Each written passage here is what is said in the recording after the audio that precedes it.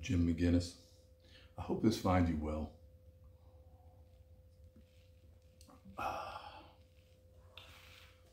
We got something for you today. It's called This Immanence. Finished version. Yeah, right. Anyway, hope you like it. This Immanence. Swing your feet, I said to myself as I rose, trying to clear the cobwebs from my head. Heartened by the hint of daylight, I eased out of bed and made my way out the door where the stretching shepherd awaits. Last night's dream was filled with stopping clocks, burning beds and cupboard mirrors, a great-grandfather's long ago departure, I guess. By Christ, open all the windows, will you? Let the spirits out. My right ankle throbbed, the ghost of an old baseball injury, or was it the result of an ill-advised jump into shallow water in the Keys? Either way, I brought it with me down the hall, aches and pains and prayers and all.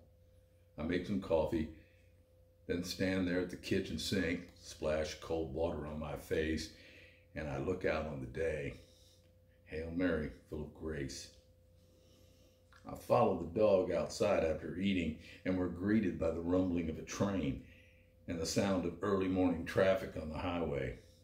Small birds with big voices sing over the human noises, and I am glad.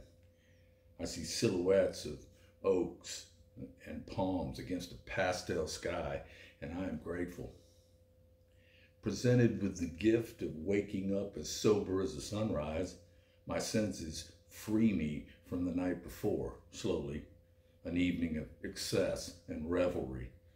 My intent had been to take the edge off, and boy, did I. Coming home late with a buzz of inspiration, Hemingway said he never wrote drunk. The old priest swore he never cried sober. Me, I came face to face with the old stairs, and I fell up them. But this morning I am stripped clean of all that, and I return to the porch with clear thoughts, possessing what the shadow man called a convergence of thinking and feeling. In my unaltered states, I am reminded of Auden's talk of love and all its possibilities, the wealth of attention I can pay, and the strength of focus I can hold makes the day bracing with spiritual overtones, not transcendent, but immanent, inherent, not beyond, but here, in all that I call real and believe to be sacred. This Florida day allows me a good clear eye on the world and a sharp ear that I try to keep.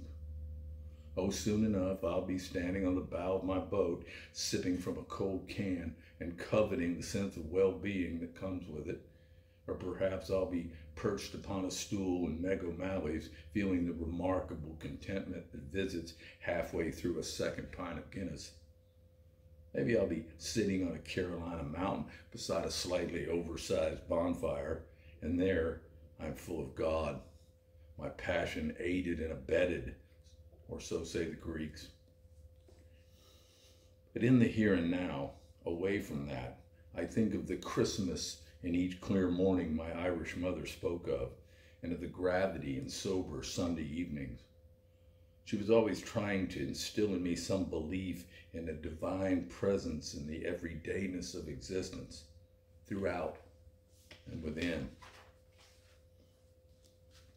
And even in the unforgiving moments, like the time on the water fleeing a squall line in the Gulf, chased by waterspouts and jolts of lightning, the blowing rain jabbed my skin like needles, and I was excited and frightened and fascinated, all at once.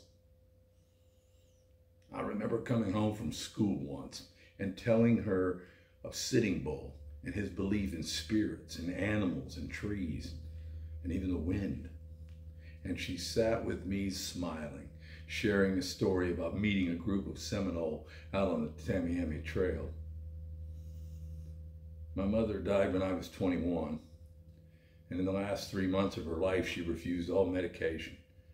She would live out her final days in pain, but with hazeless lucidity, and to whom God was more real than a baby's first cry. Me, I ended up a Jack Catholic, like my dad, bitter over her suffering, unwilling or unable to let it bend us toward a loving maker, yet touched by something holy. I can hear her voice, and in it there is that immanence, as in the song of the Lakota holy men.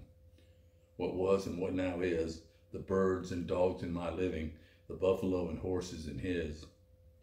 Perhaps it was this that made me a watcher of skies, a listener to bird songs, a rescuer of dragonflies caught in my garage, a noticer of beauty and wonder, keeper of memories, writer of verse. Fair winds.